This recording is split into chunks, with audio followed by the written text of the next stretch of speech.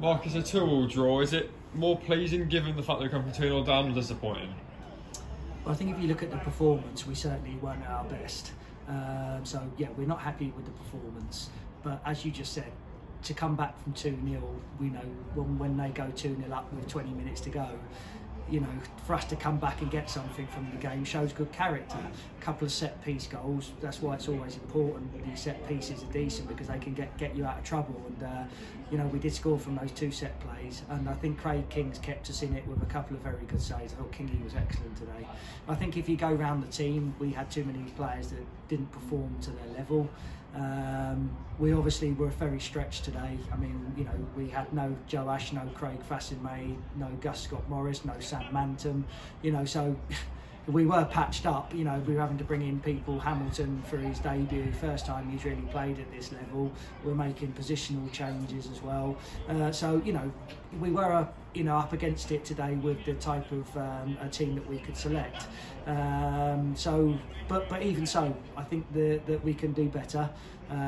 But it's never easy, you know. Chelmsford are scrapping away for their lives. You know, I thought they played very well today. I thought we struggled to get to grips with them at times, particularly in the wide areas.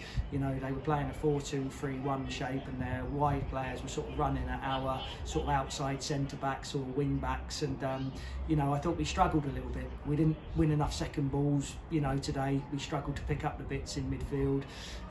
So all in all, when you look at it, and when you look at go round the team in terms of our team, how many of them had good games?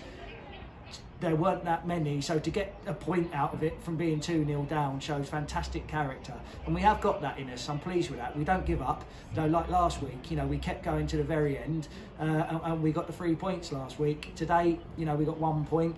Kingy sort of made a couple of really good saves for us, fantastic. But we sort of knocking on the door right at the end there, weren't we? Free kick, he was bouncing around, hitting people, you know, and the ref blows the whistle. So we kept going till the very end, which you must do, and which is something we insist on.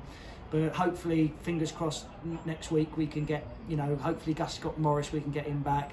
Hopefully Sam Manton. I think they're lip knocks rather than anything too serious. Craig Fassin-May will be back from his suspension as well. So yeah, let's hope we can get some players back for next week. A very, very tough game, a hard game we got at Dartford.